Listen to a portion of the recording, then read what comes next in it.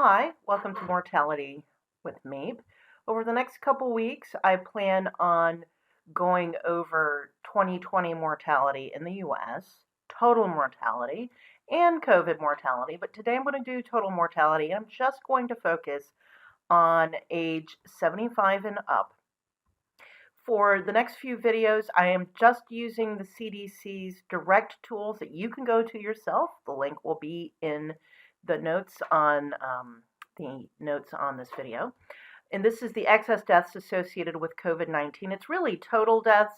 It's all sorts of mortality dashboards for 2020 in the U.S. I noticed that the data are not going to be updated until tomorrow. That's okay, because there's plenty of data for 2020 already. There is a lot of notes. Nobody reads them. Okay, well, maybe I do. But we're going to go down to where the options are for the dashboard, and we're going to do weekly number of deaths by age. That's actually where it stands right now. And I selected, so you can see select age groups. I selected just the 75 to 84 and 85 years and older. So why did I do this? Other than, most of the deaths in the U.S. in a regular year come from these age groups. This is the silent generation and older. The oldest baby boomers, born 1946, will be turning 75 this year in 2021. So for the 2020, let's look at the older than boomers group. And we'll look at the boomers, we'll look at Gen X, and we'll look at millennials with regards to mortality from 2020. But we get the largest mortality effect in the oldest adults. This is for the entire United States. And then I'm going to switch, and I'm just going to show you this, to the top 10 states by population. There's a couple reasons I'm doing this. One of the reasons is actually it's from all over geographically. California's on the west coast. You have Texas kind of south in the middle, Florida southeast. We have New York, Pennsylvania, Illinois, so Midwest, Ohio, Midwest, Southeast Georgia, North Carolina, Michigan, and New Jersey. Oh, actually, we don't need New Jersey. That's number 11. And its pattern is pretty much the same as New York State's and New York City. So part of the reason, of course, is if the population is too small, there's a lot of noise in these graphs. So I want to show you kind of the smoothest graphs that we can see the trends most easily. So let's look at the overall trend. And these are on the same scale in number of deaths. These are total deaths, not COVID only. The light gray lines are, each line is a year, 2015 to 2019, and you'll notice they don't give you the date. They're matching it up week to week because generally deaths are recorded weekly, and it smooths out things rather than doing it daily, especially since, well, there's a little bit of noise in the data, but if we do it by weeks, it smooths it out. Okay, so we see the gray lines. That kind of gives us an idea of the natural level of deaths in recent years. And then we have the red line, which is 2020, and you'll actually notice it goes past week 52, week number 53. So that actually goes into January 2021. And I am actually looking forward to seeing if they change the dashboard in coming weeks as we get more and more January data. What we see here, and we're going to see this as the entire United States. I have to keep reminding everybody, like, oh, the U.S. has the most deaths. U.S. is the third most populous country there is. The only ones that exceed the U.S. in population currently are China and India. I don't trust Chinese death statistics, and I have no clue with regards to the quality of India's death statistics. So for all we know, China and India might have higher COVID death counts if we actually had accurate counts. We're just going to ignore that. Anyway, it's a large country. What we see in the data, in both for the 75 to 84, and the 85 and over, are kind of three waves. We have that initial wave in April, and then the spring, boof, peaks at the beginning of April, and then comes down. And we get the same kind of behavior in 85 years and older. Then in the summer, there's kind of a wave in the summer as well. Okay, this is a slower, it's not quite, such a steep rise in deaths, over the summer. And then what we see is a third peak in the winter, kind of getting started at the end of October and coming up. Do not assume that where you see these peaks, that's week 50, and remember there are 52 weeks in a year. A lot of why this is dropping down, and we'll see this with at least one of the states I'm going to show you, is because of lack of data. Okay, now they are projecting this. I think some of this does included some weighted estimates. However, you can't weight zero, and I don't want to explain why that is the case, but it has to do with the technique that they try to project the completion of the total number of deaths. These numbers essentially can only go up, okay, for real deaths. It might come down if they projected too much, but they've been very conservative in their projections, and no, this has nothing to do with politics. It just has to do with the technique. So let's start, okay? We're going to start with the most populous state and go down. So we're going to start with California. Let's take a look at what's going on in California. Now, this is a problem. I'm going to see if I can get, I did get a good data source on California deaths by county. There's still a problem there if you know about the counties in California. But one of the issues with California is it's such a large state. Now, what's interesting is when you look at the waves, there's a little bit of excess deaths in the spring, but it's not the spike we're going to see in New York, for example.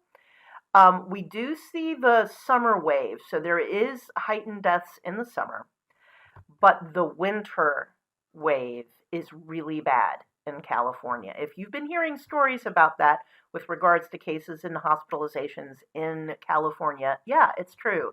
It's bad in California right now. Don't trust this drop off. A lot of this is incomplete data.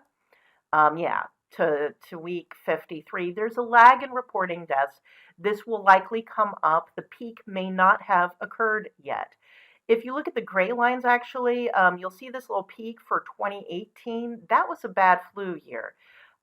And of course, in bad flu years, mainly hit the oldest people. And that's why you see a peak here and not much of one for 75 to 84. So that's California. The next largest state is Texas.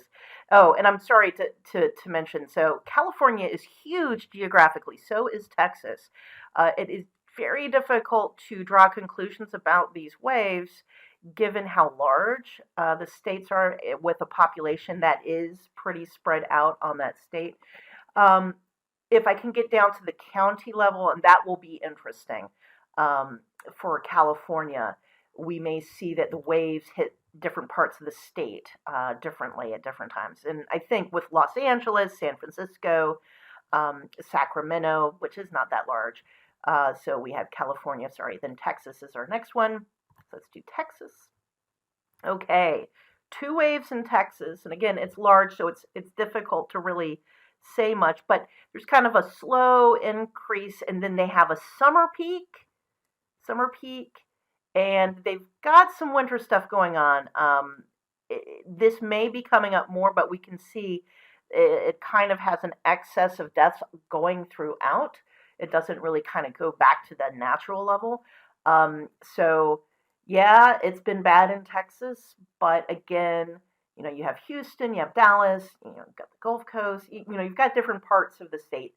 You know, most of the population is clustered around certain areas, and it would be interesting to see Houston versus Dallas, for instance, but I don't have that right now. Okay, so after Texas comes Florida. Okay, here we go, Florida. Florida has mainly had a summer peak, so we had that spike in the summer.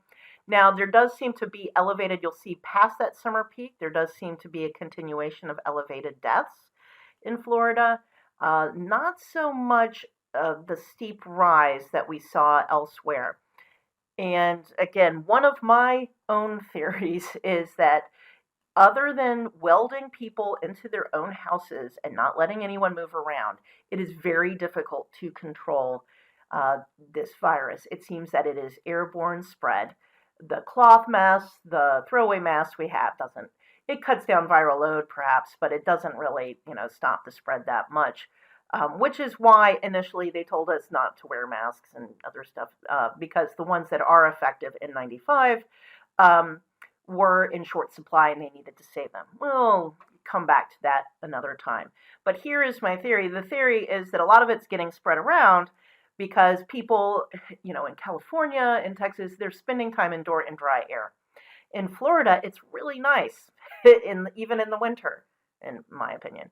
But in the summer, people are inside in the AC, and the AC was spreading it around. So that's my theory. I could be wrong. Sorry. After Florida comes New York.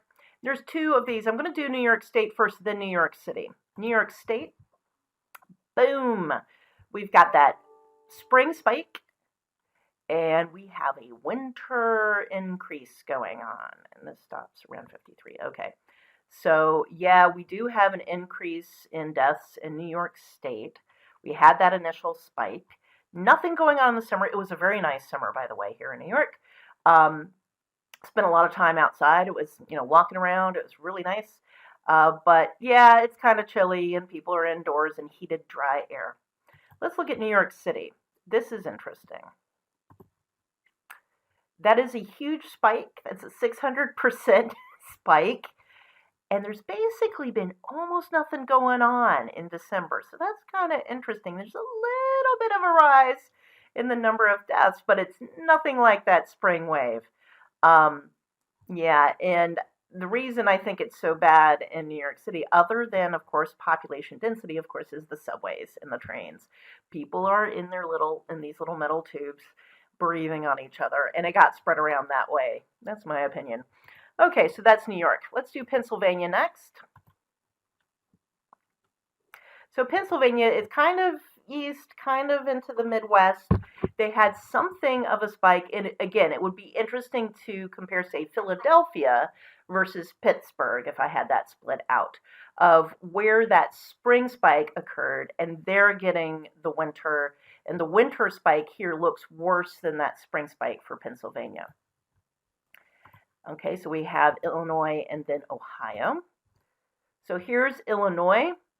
And again, we would be interested in, say, Chicago or Chicago area versus downstate, if we could make that comparison. And probably Wire Points has. In any case, there is a spring wave. It's not as sharp as it was in New York City. Again, that was an interesting dynamic. Spike and come down really rapidly. And in New York City, it hasn't really raised very much. So we have the spring and then the winter wave. So we're seeing a lot of these places had a spring wave and then a winter wave, or a summer wave and then a winter wave, or in the case of Florida, a summer wave. Illinois, then Ohio. Okay. Ohio, there's a little bit of elevated mortality, but not really spikes until the winter. Okay. After Ohio, we have Georgia. So in Georgia, of course, there's Atlanta, but also a population that's spread out. This is kind of difficult, and part of this, might be due to there's a lot of people who move to Atlanta. When you have a lot of people moving in, and we're really coming down the population scale, there's a lot more noise in the data. So this is kind of a pattern you expect. Kind of spring, maybe that was Atlanta. Then summer, and it seems to be elevated throughout. It doesn't seem to have any spikes and that kind of thing. Okay, so that was Georgia. After Georgia comes North Carolina, and I'm sorry, yeah, I'm not going to rant. Here's North Carolina. Guys, this is October 1st. Okay? What's up with you guys? Okay? North Carolina does not have over 3 months of data, death data, total deaths.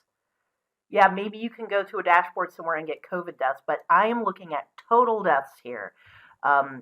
It looks like there was a summer, summer increase. It's tough to say. And then after North Carolina comes Michigan. I do like looking at Michigan. It's not just that it is Midwest, but it is upper Midwest, and also it has Detroit. So I believe the spring wave was really Detroit, and this winter wave is throughout the state. And that's what we're seeing in a lot of places, that there was a spike. And I'm going to pull Louisiana, even though it's not in the top 10. So Louisiana had a spring spike, and that was centered around New Orleans. And of course, there's Mardi Gras in New Orleans. So that was kind of a driver. But you'll see that Louisiana also had a summer increase, and it's kind of hard to tell winter-wise. But you can go to this website yourself, try it out. Look at, there's a lot of different dashboards. You have to click on Update Dashboard after you do it. But it really captures a lot of the very important dimensions of mortality differences. Doesn't get into all the details we're interested in. But at a very high level, you start at this high level, and then you start to really funnel down into, how the dynamics of the disease go. And yes, there are disputes with regards to cases and this, that, and the other. This is total deaths. That is dead. This number generally will go after a certain amount of time. There's only so much of a lag on most deaths, other than potential. Well, I'm not going to go into those. Sometimes deaths are found well after the fact, and it's very unpleasant when that occurs. But that's the vast majority of deaths. Like I would say, over 95% of deaths are found within a month. And it might take time for it to get reported, but it gets into total deaths. So that's what I'm looking at here. In the next one, I'll look at the boomers, the next set of ages down, so we can see how that's going.